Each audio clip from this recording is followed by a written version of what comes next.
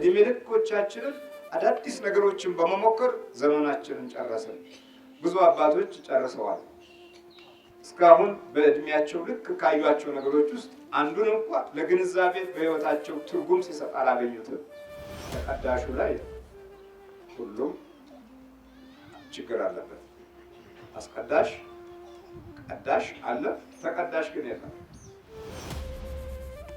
ጦርነት በአራት መንገድ እንመልከተው። አንደኛው ጦርነት ከህይወት ነው የሚጀምረው። ሁለተኛው ጦርነት ጓዳ ውስጥ ነው የሚጀምረው። ሶስተኛው ጦርነት ትምህርት ውስጥ ነው የሚጀምረው። አራተኛው ጦርነት በአካል ታየዋለህ፣ ችግር የለም። አንድ ሰይጣን በባህሪያችን ውስጥ ካለ ጸሎት አይስማማንም፣ ስግደት አይስማማንም፣ መልካም ነገር አይስማማንም። ግን በጸሎት ቦታ ልንኖር እንችላለን፣ በምስጋናው ስፍራ ልንኖር እንችላለን። ቢሆንም ከልቦናችን ለመጸለይ አቅምም ፍቅሩም የለንም። ስለዚህ የውስጥ ጦርነት አለ። አይነ ጥላው ምን እየሰራ ነው ያደግነው? አሁን የቡዳው መንፈስ ምን እየሰራ ነው ያደግነው? የክፋቱ መንፈስ ምን እየሰራ ነው ያደግነው? ምን እየሰራ ምን እንድታስብ ነው? አሁን ደግሞ የምትጣለው ልብህ ከህሊና ጋር፣ ህሊና ከአእምሮ ጋር፣ አእምሮ ከአካልህ ጋር። ሁለት እንግዲህ እነዚህ ሁሉ በአንድ አካል ውስጥ ጠበኛ ሆነው ከእናት ከአባቱ ይፋቀራል ብሎ መጠበቅ ሞኝነት ነው።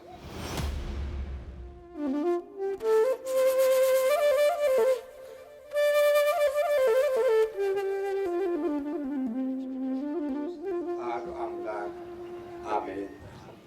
የተከበሩ አባታችን መላከ ሰላም ዘላለም እሰይ፣ አባቶች ካህናት፣ ወንድሞች ዲያቆናት፣ ሁላችሁም የእግዚአብሔር ቤተሰቦች እንደምን አደራችሁ? ወደ እግዚአብሔር ዛሬም ዘወትርም ለዘላለም ስሙ የተመሰገነ ይሁን። እግዚአብሔር እሰ ገሃደ ይመጽእ ወአምላክነሂ ኢያረምም።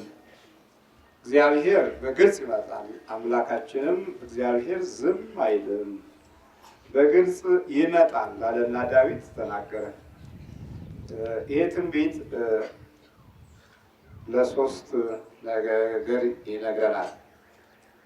መጀመሪያ ለሱ ትውልድ በግልጽ ይመጣል አለ። በእመቤታችን በቅድስት ድንግል ማርያም ማህፀን በመዋሃድ ተገለጠ። ሁለተኛ እግዚአብሔር በግልጽ ይመጣል አለ። ለማዳን ለመፈወስ ስራዎቹን እና መንፈሳዊ በረከቶቹን ለመስጠት በግልጽ መጣ። ሶስተኛው እግዚአብሔር በግልጽ ይመጣል አለ። ለዳግም ምጽአት አሁን በሚቀጥለው ይመጣል ማለት ነው። የሚመጣው አሁን ለፍርድ ይመጣል። ዓለም በራሷ ዛቢያ ትዞራለች እያሉ በዚህ ዓለም ፍልስፍና ውስጥ ብቻ እንዲያተኩር ላደረጉ ስራውን ለመግለጽ በግልጽ ይመጣል። ፍርዱን ለማሳየት በግልጽ ይመጣል። የእኛ ሙያ እውቀት ያኔ ቦታ ደረጃ የለውም። የእኛ ፍልስፍና ጥበብ ያኔ ቦታ የለውም። ስለዚህ እነዚህን ሶስቱን ነገሮች ለመናገር በሩቅ ያየው ዳዊት ትንቢቱ እውነተኛውን የእግዚአብሔርን የመምጣት ብርሃን በህሊናውም በልቦናውም አይቶ በዘመኑም አይቶ ስለነበረ እግዚአብሔር በግልጽ ይመጣል አለና ተናገረ። እሺ አሁን ወደ ማቴዎስ ወንጌል ነው የምንሄደው። የአምልኮት የሌለበት አገልግሎትን በሚቀጥለው እንማረዋለን። አሁን ግን በማቴዎስ ወንጌል ምዕራፍ 24 ላይ ዛሬ የተነበበውን እንመለከታለን። እግዚአብሔር ማስተዋሉን ይስጠን። ኢየሱስም ከመቅደስ ወጥቶ ሄደ። ደቀ መዛሙርቱ የመቅደሱን ግንቦች ሊያሳዩት ቀረቡ። የሚያውቁትን ለማሳየት ነው የቀረቡት። የተረዱትን ለማሳየት ቀረቡ። ሌላው በልባቸው ውስጥ ያለውን ለማሳየት ቀረቡ። ቀድሞ በልባቸው ያለው ምድራዊው ሀሳብ ነው፣ ምድራዊው ነገር ነው።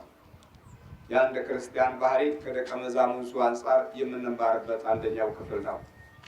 የምንረዳውን ያህል የተረዳነውን ደግሞ ለማሳየት ነው የምንቀርበው።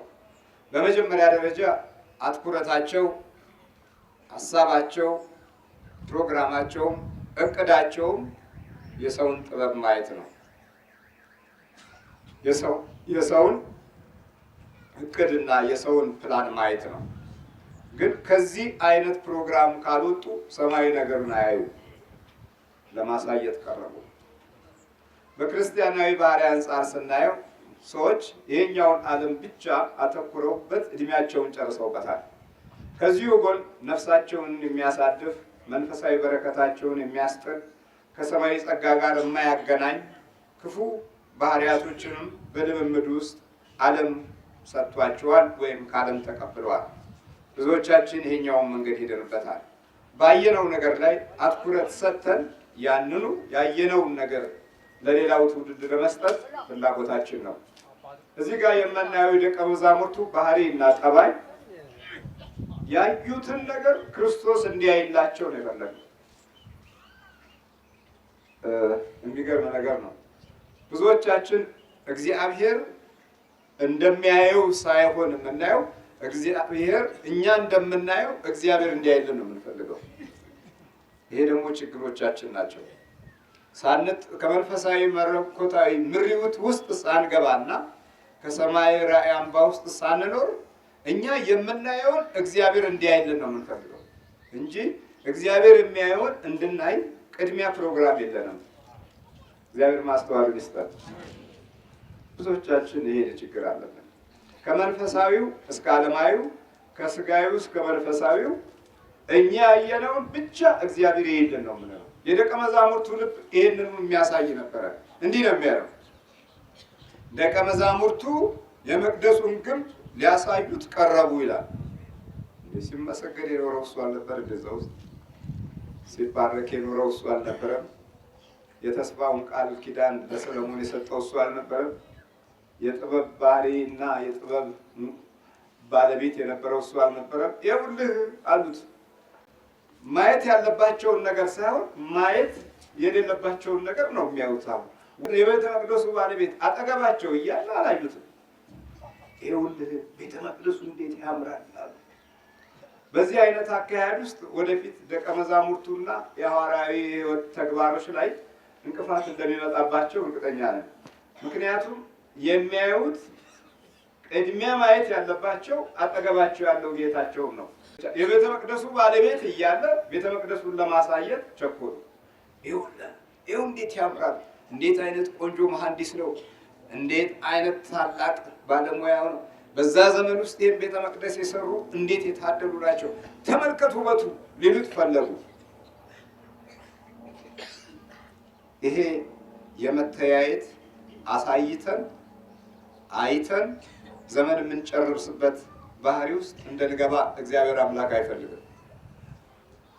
እኛ በሕይወታችን ባህሪ ውስጥ 100% ከሰዎች ያየናቸውን ነገሮች ወርሰናል።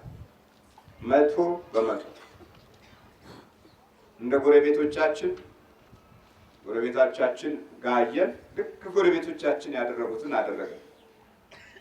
በቀኝ በኩል እንዳጠሩት እኛም አጠርን። በግራ በኩል ወይ እንዳጠሩት እኛም አደረገን። በቀኝ በኩል እንደቀቡት እኛም ቀባን። በፊት ለፊት በኩል እንዳደረጉት እኛም አደረገን። 100% በማየት የምንሸምታቸው ነገሮች ውስጥ ያሉት አብዛኛው ክፍል ከውጪ የምናስገባቸው ነገሮች ናቸው። ከልቦናቸው ውስጥ የገባው ታዲያ ያ ታላቅ ህንፃ ነበር። ይኸው እንዴት ያምራል አሉ። ነገ ከዚህ በተሻለ ሁኔታ የተሰራ ቢያገኙ ደግሞ እዛ ላይ ጊዜ ሊፈጁ ነው። ይኸው እንዴት ያምራል ሲሉ እሱ ደግሞ እንዲህ አለ። እርሱ ግን መልሶ ይላል። ሁሌ ይመልሳል። እሱ ግራ ለገባው ይመልሳል። ችግሩ ለተባባሰበት ይመልሳል። ጥፋት ላይ የለበት ይመልሳል። ለተጨነቀው ይመልሳል። ለጠገበውም ይመልሳል። ለተናቀው ይመልሳል። ጊዜ ለጣለው ይመልሳል። ዘመን ለቀዳው ይመልሳል። ስልጣን ገፍትሮ ህይወቱን ላቆሰለው ይመልሳል። ማዕረግ በህይወቱ ውስጥ ለናቀው ይመልሳል። ለጠፋ ትውልድ ይመልሳል። ለጠገበውም ይመልሳል። ለተናቀ በባህሪው ለተጎሳቆለውም ይመልሳል። እና እርሱ ግን መልሶ ይህን ሁሉ ታያላችሁን አላቸው። የብርሃን ጌታ ከጎናቸው ሆኗል። ግን የብርሃኑን አምላክ አላዩትም። ይህን ሁሉ ታያላችሁን? አይናቸውን በመንፈሳዊ በረከት ሊሞላ የመጣው አምላክ አሁን ዓለምን ብቻ እያዩ ናቸው። ይህን ሁሉ ታያላችሁን? ጥያቄ ነው ጠየቃቸው። ይህን ሁሉ ታያላችሁን አላቸው። ስምንት የሚታዩ ነገሮች አሉ። ይህን ሁሉ መቼም ለማየት ነው የተፈጠርነው። እናያለን፣ በብርሃኑ ብርሃንን እናያለን። ግን ዋናውን ብርሃን ማየት አልቻልንም። ይህን ሁሉ ታያላችሁን? የደቀ መዛሙርትነት የክርስቲያናዊ ሕይወት ጅማሬ ላይ የምናያቸው ነገሮች በጣም ብዙ ናቸው። ይህን ሁሉ ታያላችሁን? ከዛ እውነት እውነት እላችኋለሁ ድንጋይ በድንጋይ ላይ በዚህ ሳይፈርስ አይቀርም አላቸው። ለካ ይፈርሳል። እነሱ ያዩት ለካ ዘመን፣ ጊዜ፣ ሰዓት ሲመጣ ይፈርሳል። ዓመታት፣ ወቅት፣ ክፉ ሲወለድ ይፈርሳል። የሚያከብረው ሲጠፋ የሚያዋርደው ይመጣል። የሚያደንቀው ሲጠፋ የሚንቀው ይመጣል። የሚሰራው ሲጠፋ የሚያፈርሰው ይመጣል። ይኸውላችሁ ድንጋይ በድንጋይ ላይ ሳይፈርስ አይቀርም። ለእነሱ እኮ የሚፈርስ መስሎ አልታያቸውም። ለብዙዎቻችን የሚፈርስ መስሎ የማይታየም ብዙ ነገር ፈርሷል። ወይ ጉድ! እግዚአብሔር ማስተዋሉ ይስጠን። ብዙ ነገር ፈርሷል። እዚህ ላይ ፈርሷል የሚለውን ነገር ድንጋይ በድንጋይ ላይ ሳይፈርስ በዚህ አይቀርም ማለት። እስቲ ወደ መንደሮቻችን እንኳ ዞር ብለን ያደግንባቸው ቀዬዎች፣ የሮጥንባቸው ሜዳዎች፣ ገና የልጅነት የልምምድ መንደሮቻችን ድክ ድክ ያልንባቸው በእያንዳንዳችን ሕይወት ውስጥ ያሉ ትዝታዎች ስናይ ዛሬ የቱ ጋር ያልፈረሰ ነገር በደንብ ስታስተውሉ አንዳንዶቹ ፈርሰዋል፣ አንዳንዶቹ መንደሮች ተጣመዋል፣ አንዳንዶቹ ሳማ በቅሎባቸዋል፣ አንዳንዶቹ አረም በልቷቸዋል፣ አንዳንዶቹ ከናካቴው እዚህ ጋር ነበር ያደግነው እያልን የሮጥንባቸውን ስፍራዎች ስናይ ተቀይረዋል። ዛሬ የሉ። መፍረስ አይቀርም፣ መፍረስ አይቀርም። ምክንያቱም ዓለም በእግዚአብሔር ፍርድ በታች ነች ያለችው። በስጋውያን ባለሙያዎች በታች አይደለችም፣ በእግዚአብሔር ፍርድ በታች። ደግነቱ ያለነው ከሰማይ በታች ነው። ስለዚህ ከሰማይ በላይ አይደለንም። በመሆኑ ይፈርሳል። ይሄ የመፍረስ ሕግ ነው። አይቀርም መፍረስ። ግን እንዴት ነው የሚፈርሰው እና እንዴት ነው የምንገነዘበው? በዚህ መፍረስ አይቀርም ማለትና አረጋገጠላቸው። እርሱም በደብረ ዘይት ተቀምጦ ሳለ አሁን ልቦናቸው ውስጥ መፍረስ ገባ። ደቀ መዛሙርቱ ውስጥ ለካ እኛ ያየነው የሚፈርስ ነው ማለት ነው። ለካ እኛ የተገነዘብነው የሚፈርሰውን ለማሳየት ነበረ ፍላጎታችን ነው። የሚፈርሰውን ለማሳየት ቀረቡና ይኸውልህ ጌታዊ እንዴት ያምራል፣ እንዴት የተዋበ ነው አሉ። ከዛ ደብረ ዘይት ላይ ተቀመጠ። ደብረ ዘይት የቅባት ዘይት የሚወጣበት ማለት ነው። የወይራ ዘይቶች የበቀሉበት ስፍራ ማለት ነው። ደብረ ዘይት የተቀቡ አባቶች ከዚህ በፊት በዛ የወይራ ዘይት ብዙ መንፈሳዊ ነገስታትና መኳንንቶች፣ ብዙ ነቢያትና ታላላቅ አባቶች የነበሩበት ቦታ ነው ደብረ ዘይት። እዛ ደብረ ዘይት ላይ ተቀመጠ። አሁን የመረጋጊያ ጊዜ ይባላል። ደቀ መዛሙርቱም ተረጋጉ። መድኃኒታችን ኢየሱስ ክርስቶስም ተቀመጠ፣ መቀመጫ አገኘ። የት ላይ? ደብረ ዘይት ላይ። ዛሬ ለእኛ ምንድነው? ደብረ ዘይት የመረጋጊያ ቀን ነው ማለት ነው። ነገሮችን በደንብ የምንለይበት፣ የምናስተውልበት፣ ወደ ሰማይ የምናይበት፣ ወደ ምድር ብቻ ሳይሆን፣ ወደ ከተማ ህንፃ ሳይሆን፣ ወደ ተዋቡ ህንፃዎች ሳይሆን መፍረሳቸውንም የምናውቅበት፣ የምናስተውልበት ጊዜ ነው። የመረጋጊያ ጊዜ። ተቀመጠ የሚል ቃል እናገኛለን። ብዙ ቦታ ላይ ተቀመጠ የሚል ቃል አይደለም የምናገኘው። ሄደ ሄደ ሄደ የሚል ነው የምናነበው በወንጌል ውስጥ። አሁን ግን ተቀመጠ። ደብረ ዘይት የእግዚአብሔር አምላክ መቀመጫ ሆነ። ደቀ መዛሙርቱም ከጎኑ ሆነው የሚጠይቁበት ጊዜ ተገኘ እና ደቀ መዛሙርቱ ለብቻቸው ወደ እርሱ ቀርበው ንገረን፣ የመፍረሻው ዘመን መቼ ይሆናል አሉ። ንገረን። እግዚአብሔር ስሙ የተመሰገነ ይሁን። ምን እንበል? እግዚአብሔርን ንገረን፣ ንገረን አሉ። በቃ አየህ፣ ንገረን እግዚአብሔር ይናገር እስቲ። ዓለም ቀደመ እኮ በመናገር የእግዚአብሔር ጉዳይ ላይ ቤታችንም፣ ኑሯችንም፣ ዜናዎቻችንም፣ ምሁራኖቻችን ዘብ ማለት እግዚአብሔር ንገረን እስቲ ተናገር አንተ ንገረን። ጋዜጦቻችንም ጋዜጠኞቻችንም በእግዚአብሔር ጉዳይ ላይ አንደበት የላቸውም ዘም። ቴሌቪዥኖቻችንም ዘም። ኧረ እግዚአብሔር ንገረን የሚል ትውልድ የለም። ይኸውላችሁ እዚህ ተማሪዎቹ ንገረን ማለት እግዚአብሔር ከተናገረ የዓለም ምስጢር ይታወቃል። እግዚአብሔር ከተናገረ የሰማይ ኃይል ይገለጣል። እግዚአብሔር ከተናገረ የሰማይ አምባ እውነት ይታወቃል። በዚህ ላይ ደግሞ ሰይጣን የደበቀው የሚያመጣው ጥፋት ይታወቃል። እግዚአብሔር ሆይ ንገረን። ማን ይንገረን? እግዚአብሔር ሆይ ንገረን አሉት። ሲቀመጥ ንገረን አሉት። በደብረ ዘይት ሲሆን ንገረን አሉት። ንገረን፣ ይሄ መቼ ይሆናል? አንተ መናገር ትችላለህ፣ ንገረን። ሰዎች ዓለምን የወርቅ ዓለም፣ የናስ ዓለም፣ የአልማዝ ዓለም እያሏት ነው። እስቲ አንተ ንገረን። ሰዎች የብልጽግና ዓለም፣ የተስፋ ዓለም፣ የአዲስ ትውልድ ዓለም እያሉ ነው። እስቲ አንተ ንገረን። እኛስ መቻልንና ነው። ሰዎች የአብዮት ዓለም፣ የኮሚኒስት ዓለም እያሉ ነው። እስቲ አንተ ንገረን። ሰው ምን እያለ ነው? አንተስ? እንደ መጀመሪያው እንደ ተማሪዎቹ እኛም እናስባለን። አቤት እንዴት ያምራል እንላለን። ብዙዎቻችን ከውስጥ አናይም፣ ከውጭ ነው የምናየው። ከዘመኑ ውስጥ አናይም፣ ከውጭ እናያለን። ከባህሪ አናይም፣ ከገንዘብ እናያለን፣ ከኢኮኖሚ እናያለን። ከድምፅ ውስጥ ያለውን ነገር አናይም፣ ግን ከጥፋት ውጤቱ ደግሞ እናያለን። ከዚህም የተነሳ አዳዲስ ዘዴ ፍለጋ እድሜ ልኮቻችንን አዳዲስ ነገሮችን በመሞከር ዘመናችንን ጨረስን። ብዙ አባቶች ጨርሰዋል። እስካሁን በእድሜያቸው ልክ ካዩቸው ነገሮች ውስጥ አንዱን እንኳ ለግንዛቤ በሕይወታቸው ትርጉም ሲሰጥ አላገኙትም። እግዚአብሔር ሆይ ንገረን፣ ስለ እድላችን ንገረን፣ ስለ ተስፋችን ንገረን፣ ስለ ራእያችን ንገረን። ምን አለህ አንተ? ሰዎች እንዲህ ይላሉ፣ አንተስ? ከዛ በኋላ ከደብረ ዘይት የምንማረው ነገር አለ። ኢየሱስም መልሶ አሁንም ይመልሳል።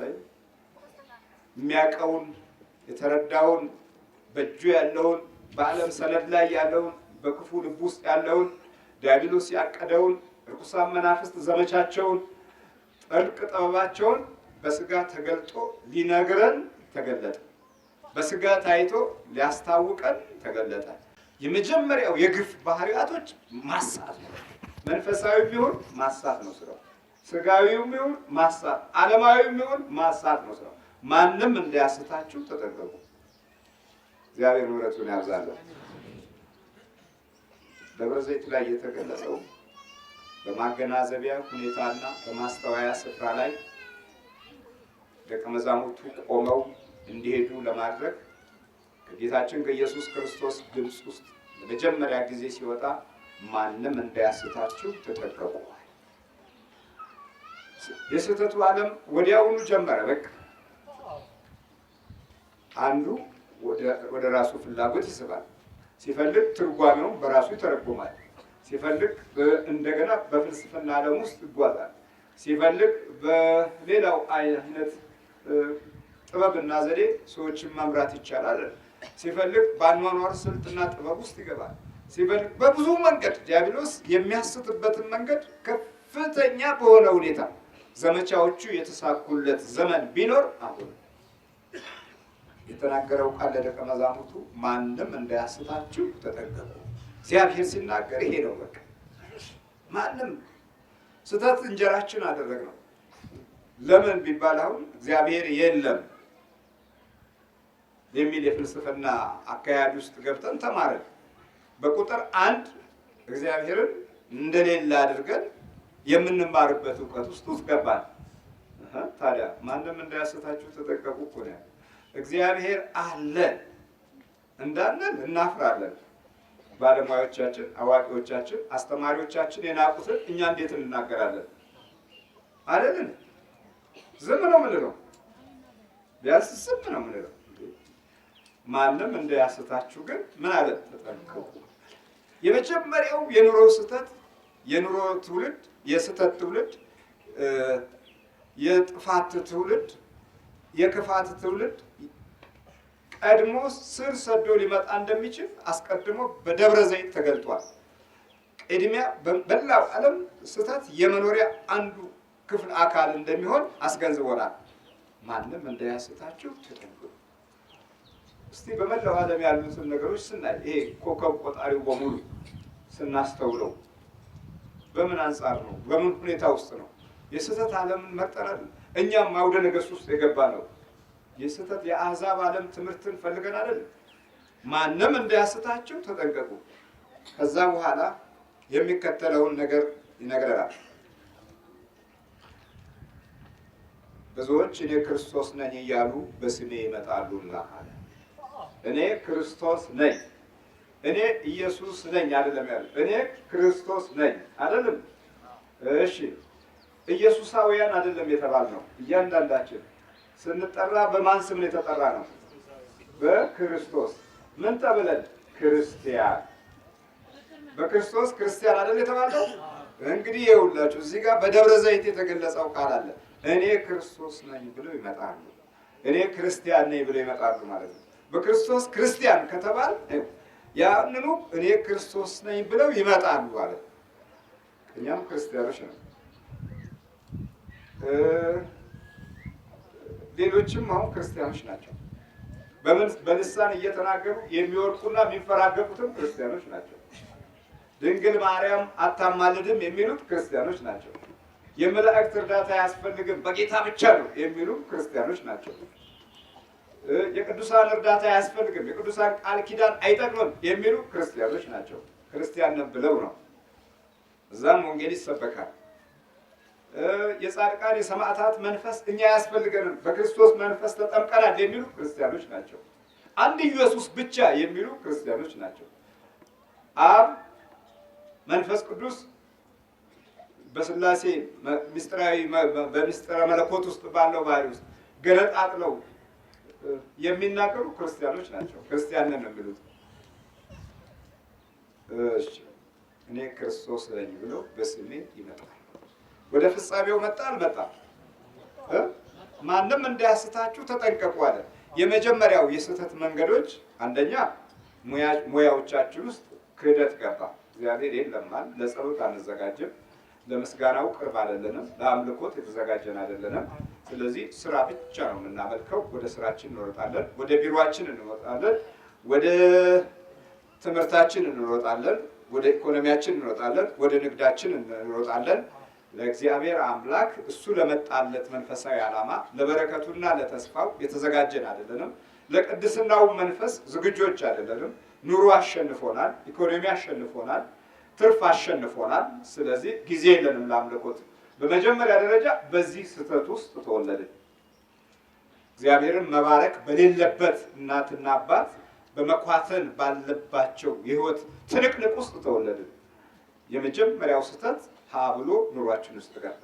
አለ ክርስቶስ ቤታችን ቆመ። አለ ክርስቶስ ስጋና ደም ኑሯችን ተመሰረተ።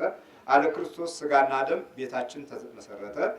እግዚአብሔርን ቅደም የምንልበት አቅም አጣን። ከሁሉ በፊት አለ እሱ ሲመጣ ያን የመጣ ጊዜ ከሁሉ በፊት አስቀድማችሁ መንግስቱንና ጽድቁን ፈልጉ ሁሉ ነገር ይጨመርላችኋል አለ። ይህንን ተውነውና እኛ ለኑሯችን ጭማሪ፣ ለትውልዳችን ጭማሪ፣ ለገንዘባችን ጭማሪ፣ የእውቀት ጭማሪ እንጂ የመንፈሳዊ እምነት ኃይል ጭማሪ አጣን። ስለዚህ እየጎደለብን መጣ።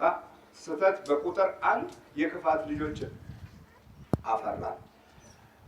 በቁጥር 2 ትምህርቶቻችን እግዚአብሔርን የሚያናንቁ፣ እውቀቶቻችን ስም አምላክን የሚጠሉ፣ ወንበሮቻችን የእግዚአብሔር ስም የማይጠራበት፣ መውጫ መግቢያዎቻችን እግዚአብሔር ቅደም የማይበልበት፣ ለሃይማኖት የምንሰጠው ቦታ ከዕለት ኑሮ አንጻር ሲታይ ዜሮ የሆነበት ወይም ከዜሮ በታች የወረደበት ህይወትና ኑሮ መራን። ስለዚህ ስህተት በቁጥር 1 ቤታችን ውስጥ ገባ። እሺ ቀጠለና ደግሞ በህይወታችን ውስጥ ባሉ ችግሮች ምክንያት ፈጥኖ የሚሰማን እግዚአብሔር እንዳልሆነ አድርገን አሰብን። ስለዚህ ወደ ጠንቋዩ፣ ወደ ቃልቻው፣ ወደ መተተኛው፣ ወደ ሟርተኛው ተጠጋ። የጠፋውን ለማወቅ የጎደለውን ለመረዳት ጠንቋዮችን የግል አማካሪ፣ የኑሮ አማካሪ፣ የስልጣን የማዕረግ አማካሪ፣ የከፍታ ወንበር አማካሪ አዚም አደረግንና ሌላውን ጠላቶቻችን ብለን የምንፈርጃቸው የቅርብ ዘመዶቻችንን ሁሉ ሳይቀር አፍዝልን፣ አድንግዝልን አል ስተት በቁጥር 2 ሟርት ገባ። ግን እንዲህ ነው ያለው፣ ማንም እንዳያስታችሁ ምን በሉ ተጠንቀቁ። እውነት ነው፣ እውነት አይደለም? ሟርት በግልጽ ገባ፣ ኑሯችን ውስጥ ገባ። ከዛ በኋላ ኢኮኖሚያችንም ውስጥ አጋንንት ተካፋዮች ሆኑ። አጋንንቶች ተካፋዮች ሆኑ። ምን በማድረግ? በመገበር፣ በመበተን፣ በመርጨት፣ በመቅበር፣ በመስጠት፣ በመሳል ለአጋንንቶች ከፍተኛ አስተዋጽኦ አደረገ። ጥቅምት ሲመጣ የአርሲዋ እመቤት እንጓዛለን። እንደውም በከተማ በብዛት የሚታወቁ ብርቱዎች የአርሲዋ እመቤት ጋር ሄዶ ያፈነድዳሉ። አቧራ ላይ እኮ እቤቱ እኮ አይሰግድም። በአኗኗራችን ባህሪ ውስጥ ከኢኮኖሚያችን ጋር ርኩሳን መናፍስት የኑሮ አዛዥና የግንባታ ባለቤት አደረገ። ማንም እንዳያስታችሁ ግን ተጠንቀቁ። በዚህ ሂደት ውስጥ ደግሞ ብዙዎቻችን እናቶቻችን መካን ሆነው መውለድ በእግዚአብሔር ቤት ተሳሉ። ዘም ዲያብሎስ እግዚአብሔርም ዘም የለም አልተመለከም። ስለዚህ እባክህ አዳልሞቴ ልጅ ስጠኝ፣ ወሰንጋላ ልጅ ስጠኝ፣ የአርሱማ ቤት ልጅ ስጠኝ፣ የታየ ከራማ ልጅ ስጠኝ እየተባለ በርኩሳን መናፍስት ስለት ተወለድን። አሁን እንዴት ይግባን ታዲያ? እንዴት ይስማማ ህይወታችን? እንዴት ይስማማ? ወደ ቤተ ክርስቲያን እንገባለን፣ ግን የሚስበን ያ ክፋቱ ነው። ያ የጠንቋዩ ክፋት ነው፣ የዛሩ ክፋት ነው። የተወለድንበት የተሳልንበት መንፈስ ይጎትተናል። ግን እኮ እንዲህ ነበር ያለን፣ ማንም እንዳያስታችሁ። ጎረቤት ነው ይሄን ሁሉ የሰራው።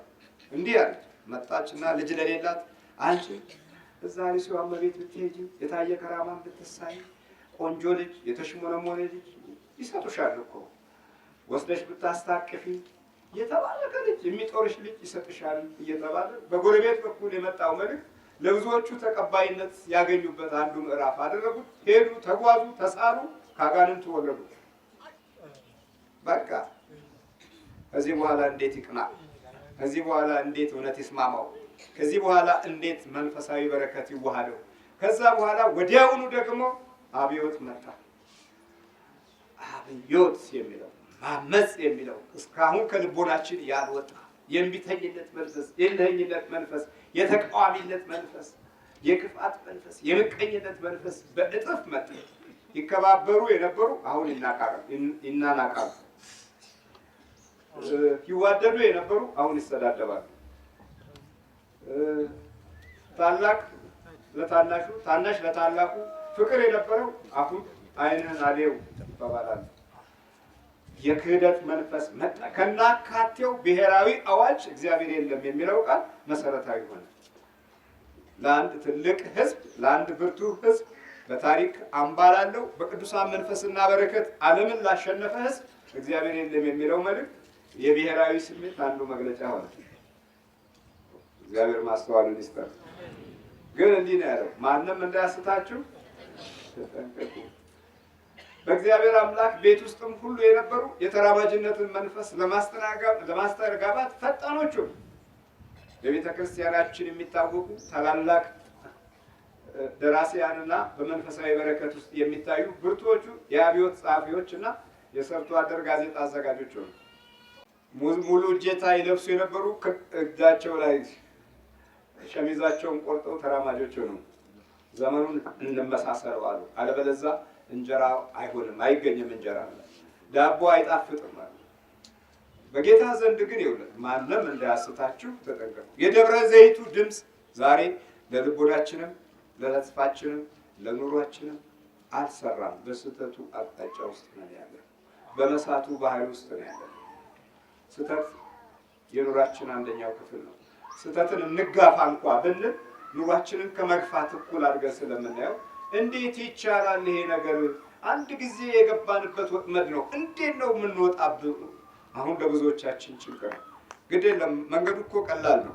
እናንተ ሸክም የከበዳችሁ ወደ እኔ ነው እኔም አሳርፋችኋለሁ ያለ አምላክ ሸክማችንን ሁሉ ሊጥልልን ይወዳል። ምንም እንኳ በተለያየ የስህተት ዓለም ውስጥ ብንገኝ እግዚአብሔር በእውነት ስጋ የለበሰልን ሊራራልን ነውና ቸርነቱ ታላቅ ነው። አሁን ምን እናድርግ? ቤቶቻችንን ደብረ ዘይት እናድርገው። ምን እናድርገው? የባ መቀመጫ ማለት ነው። የጌታችንን መቀመጫ ትንሽ ለጸሎት ቦታ እዛችሁ አንድ ክፍልም ካለችህ የጌታዬ መቀመጫ በልና መስገጃ ቦታ አዘጋጅ። በቃ ከዛ በኋላ ጠዋት ማታ ስትንበረከክ መንበርከኩ በራሱ ጠንቋውን እንድጠላ፣ ሟርተኛውን እንድጠላ፣ ሟርተኛውን እንድጠላ፣ የክፋቱን ትውልድ እንድጠላ ያደርጋል። የክፋት ተባባሪ አይደለም ነው። አሁን የመስጋና ቦታ የለንም። ስለዚህ በእያንዳንዷ ሰዓት በህይወታችን ውስጥ የምትገባዋ ተንኮልና ምቀኛ እንዴ በአይን ብቻ ሲገባ አታዩም እንዴ? ሰዎች ክፋት ሳይናገሩ በአይናቸው ብቻ ክፋትን ሲልኩብን። ክፋት ማለት ምንድን ነው? ቡዳው ማለት ነው። የቡዳው መንፈስ ገባ። ከዛ በኋላ የሚያሳስብን መልካም አይደለም።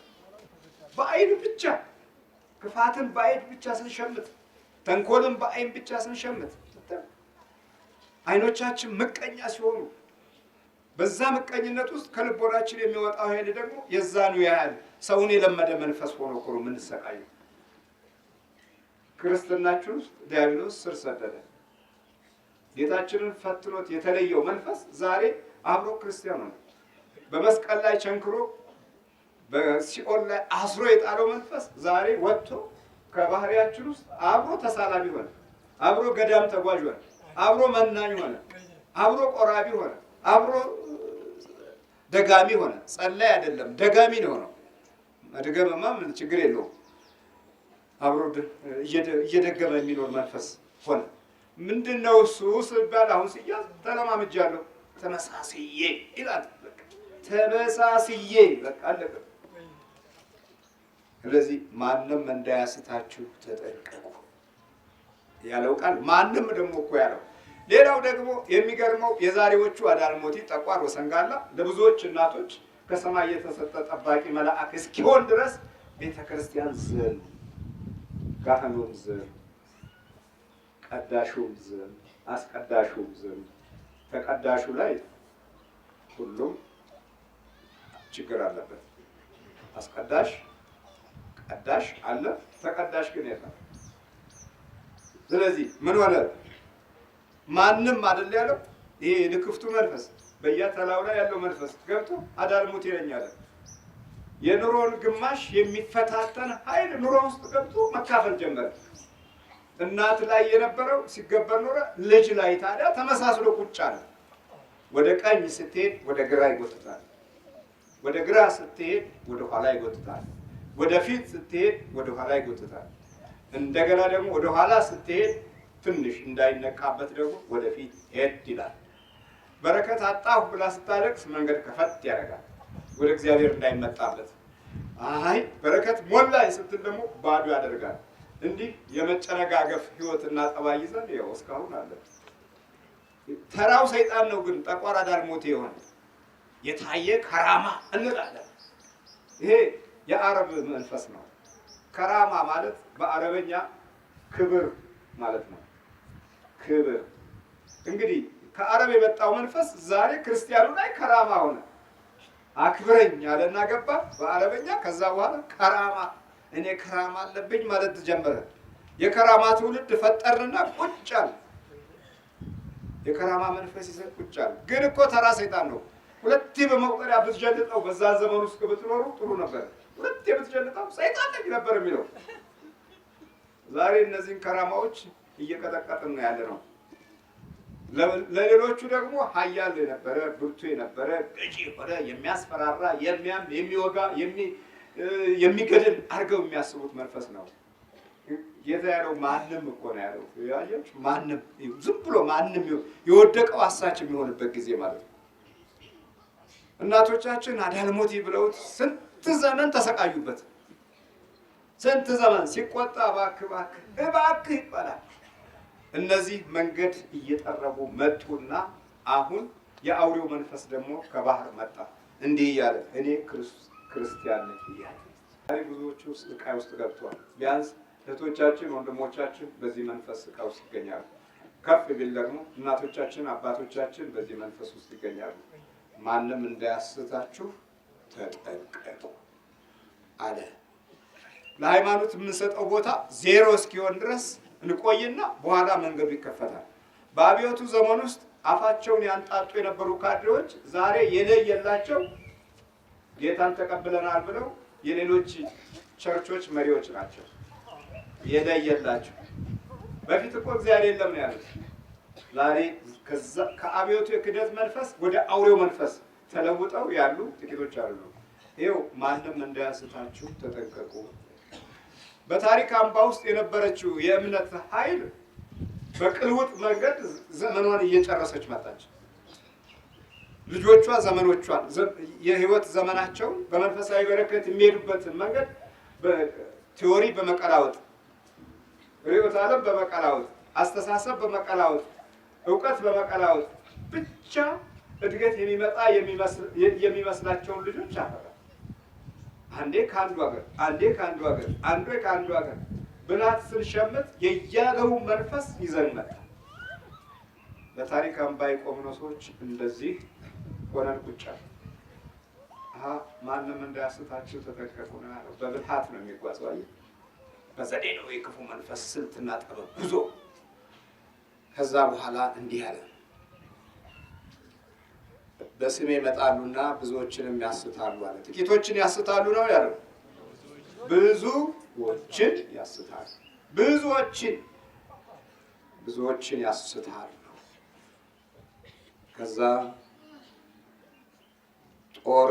የጦርንም ወሬ ትሰሙ ዘንድ አላችሁ አለ። ጦርነት በአራት መንገድ እንመልከተው። አንደኛው ጦርነት ከህይወት ነው የሚጀምረው። ከምንድን ነው የሚጀምረው? ህይወት ውስጥ ነው የሚጀምረው። ሁለተኛው ጦርነት ጓዳ ውስጥ ነው የሚጀምረው። ሶስተኛው ጦርነት ትምህርት ውስጥ ነው የሚጀምረው። አራተኛው ጦርነት በአካል ታየዋለህ። ችግር የለም፣ በቃ በአካል ታየዋለህ። ይመጣልሃል። ምንም አልክ ምንም ይመጣል። በቃ የውስጥ ጦርነት።